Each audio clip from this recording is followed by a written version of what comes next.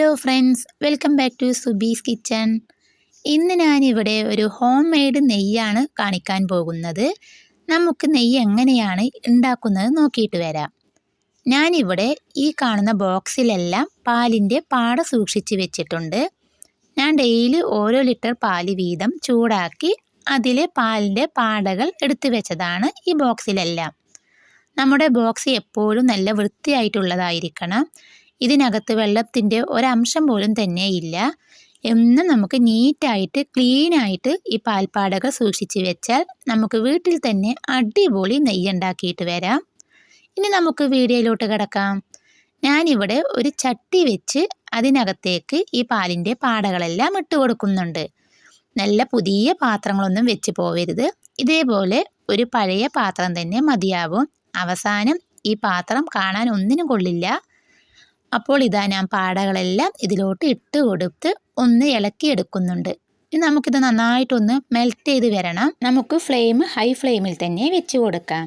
ഇനി ഇതേപോലെ ഒന്ന് എല്ലാം നന്നായിട്ടൊന്ന് ഇളക്കിയെടുക്കാം. നമുക്ക് അത്യാവശ്യം ആ പാടയുടെ കട്ടകളെല്ലാം ഈ ഇളക്കിയെടുക്കുമ്പോൾ പോയി കിട്ടും.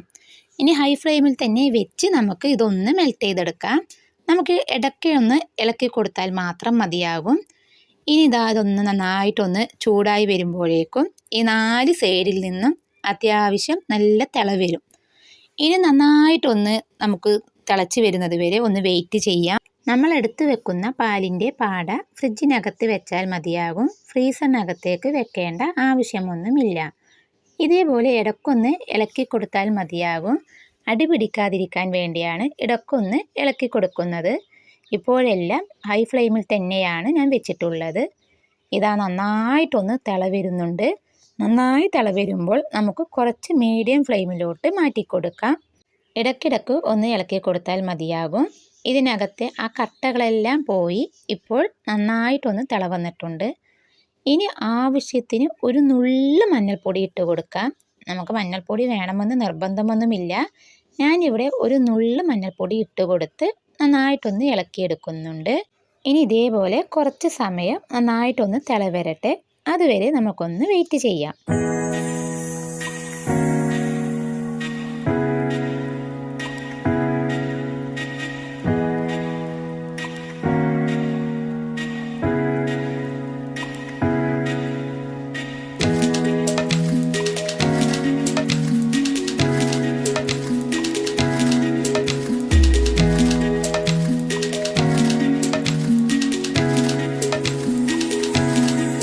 നമ്മുടെ പാലിൻ്റെ ആടകളെല്ലാം നന്നായിട്ടൊന്ന് മെൽറ്റ് ചെയ്ത് വന്നിട്ടുണ്ട്.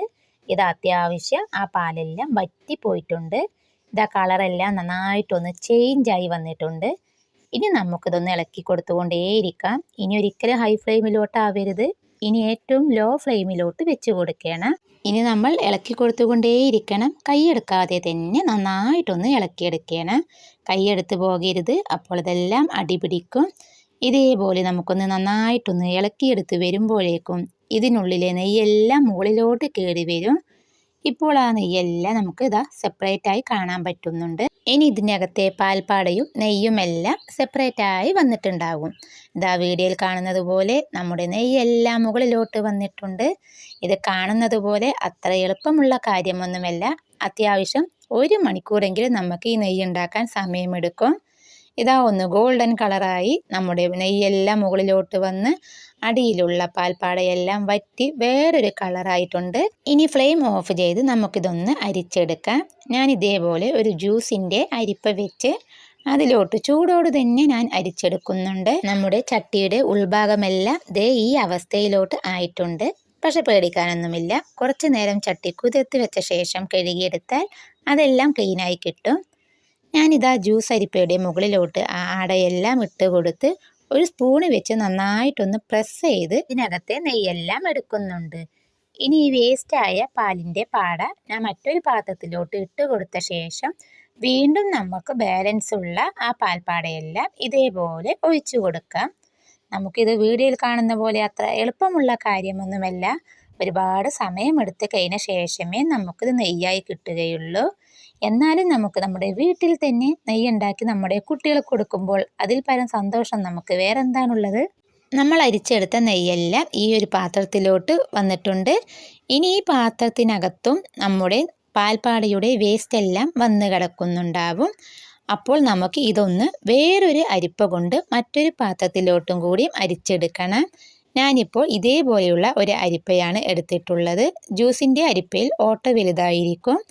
ഇനി നമുക്ക് അടുത്തതായിട്ട് ഈ ഒരു അരിപ്പയിലേക്ക് നമുക്ക് നെയ്യ് ഒഴിച്ചു കൊടുക്കാം. ഇപ്പോൾ ഇതാ ഒരു തരി പോലും ഇല്ലാതെ നമ്മുടെ ശുദ്ധമായ വീട്ടിലുണ്ടാക്കിയ നെയ്യ് തന്നെ കിട്ടിയിട്ടുണ്ട്. ഇനി ഇത് നമുക്ക് നെയ്യിൻ്റെ ഡപ്പയിലോട്ട് ഒഴിച്ചു കൊടുക്കാം. ഞാനിതാ ഒരു 1/2 ലിറ്റർ നെയ്യ് ബോട്ടിലെടുത്ത് അതിലോട്ട് ഒഴിച്ചു കൊടുത്തിട്ടുണ്ട്.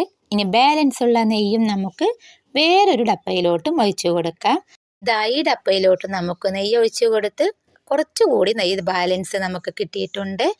അത് ഞാനിവിടെ വേറൊരു ഡപ്പയിലോട്ടും ഒഴിച്ചു കൊടുക്കുന്നുണ്ട്. അപ്പോൾ ഈ 3 ബോക്സ് പാൽപ്പാട കൊണ്ട് നമുക്ക് ഒരു 3/4 ലിറ്റർ നെയ്യും പിന്നെ കുറച്ചുകൂടി ബാലൻസ് വന്നിട്ടുണ്ട്. ഇനി നമുക്കിതൊന്ന് ഫ്രിഡ്ജിലോട്ട് എടുത്ത് വെക്കാം. ഇതാ നെയ്യെല്ലാം കട്ടയായി വന്നിട്ടുണ്ട്. നിങ്ങൾ ഡെയിലി യൂസ് ചെയ്യുന്ന നെയ്യാണെങ്കിൽ ഫ്രിഡ്ജിലോട്ട് എടുത്ത് വെക്കേണ്ട ആവശ്യമൊന്നുമില്ല. അപ്പോൾ നമ്മുടെ ശുദ്ധമായ പാൽപ്പാട കൊണ്ട് തയ്യാറാക്കിയ നെയ്യ് ഇവിടെ റെഡി ആയിട്ടുണ്ട്. നിങ്ങൾ ഡെയിലി പാല് വാങ്ങുന്നവരാണെങ്കിൽ ഇതേ രീതിയിൽ ആ പാൽപ്പാട സൂക്ഷിച്ചാൽ നമ്മുടെ കുട്ടികൾക്ക് ഹെൽത്തി ആയിട്ടുള്ള നെയ്യ് തന്നെ നമുക്ക് കൊടുക്കാം. കുറച്ച് കൂടുതൽ സമയമെടുത്താലും നമ്മൾ ഉണ്ടാക്കിയ നെയ്യ് കാണുമ്പോൾ നമ്മൾ എന്നും ഹാപ്പിയല്ലേ? അപ്പോൾ എൻ്റെ ഈ വീഡിയോ നിങ്ങൾക്ക് എല്ലാവർക്കും ഇഷ്ടമായിട്ടുണ്ടെങ്കിൽ ലൈക്ക് ചെയ്യാനും ഷെയർ ചെയ്യാനും, ആദ്യമായി കാണുന്നവരാണെങ്കിൽ സബ്സ്ക്രൈബ് ചെയ്ത് തൊട്ടടുത്തുള്ള ബെൽ ബട്ടൺ ഒന്ന് പ്രസ് ചെയ്യാനും മറക്കരുത്.